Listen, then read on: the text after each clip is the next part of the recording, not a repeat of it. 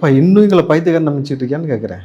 இது என்ன ஒரு ஒரு நாளைக்கு 15லிருந்து 20 பாலியல் வன்புணர்வுகள் நடந்து கொண்டே இருக்கிறது நம்ம பார்த்தோம். அண்மையாக வரக்கூடிய செய்திகளையும் பார்க்குறோம். இங்கே இருக்கக்கூடிய சர்வேயும் பார்க்குறோம் பொழுது, முதலமைச்சர் காதுக்கு அப்போ எதையுமே போக விடாமல் திட்டமிட்டு மறைக்கிறாங்கன்னா, சரி உதயநிதிக்காக கொண்டு போகணும்ல.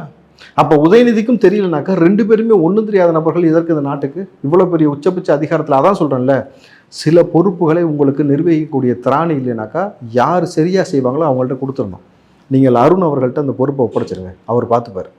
ஏன்னா அவர் தான் மிகச்சரியாக சில நபர்களை கையாள முடியும்னும் பொழுது அவருக்கு அந்த கேப்பபிலிட்டி இருக்குது. அவர் வந்து ரொம்ப ஈஸியாக யாரை என்ன மாதிரியான மொழியில் பேசணுமோ பேசினாக்கா எல்லாரும் வந்து சின்ன குழந்தையில பார்த்துட்டு கிளப்பிட்டு சுற்றுறாங்க இல்லை, நிம்மதி எதுவுமே எந்திரிக்காது. அடிக்கிற அடியில் நரம்பெல்லாம் அத்துக்கிட்டு போயிடணும். அந்த மாதிரி வந்து சில வேலையை சில இடத்துல கடுமையாக செய்யணும். இதை செய்ய தவறிட்டாக்கா இவன் செய்யக்கூடிய அந்த அநீதிக்காக அந்த உறவினர்கள் மறுபடியும் அறுவாடுத்து வெட்டுறது குத்துறதுன்னு போச்சுன்னா சட்டம் ஒழுங்கு சந்தி சிரிச்சுட்டு போகக்கூடிய ஒரு மோசமான ஒரு சூழல் இருக்கும்போது இவர்களுக்கு திட்டமிட்டே ஒரு சில சமயத்தில் இந்த மாதிரி கம்முன்னு இருங்க, நாட்டில் இந்த மாதிரி நடிச்சுட்டு போட்டோம், அப்போ தான் நம்ம மீது இருக்கக்கூடிய ஊழல் வழக்கம் நம்ம மீது இருக்கக்கூடிய பிரச்சனையும் வந்து மக்கள் பேச மாட்டாங்க அப்படின்றதுக்காகவும் நீங்கள் சைலண்டாக இருக்க சொல்கிறீங்களான்னு ஒரு சந்தேகம் எழுந்திருக்கணும் பொழுது அப்பா அவசியமற்ற அப்பா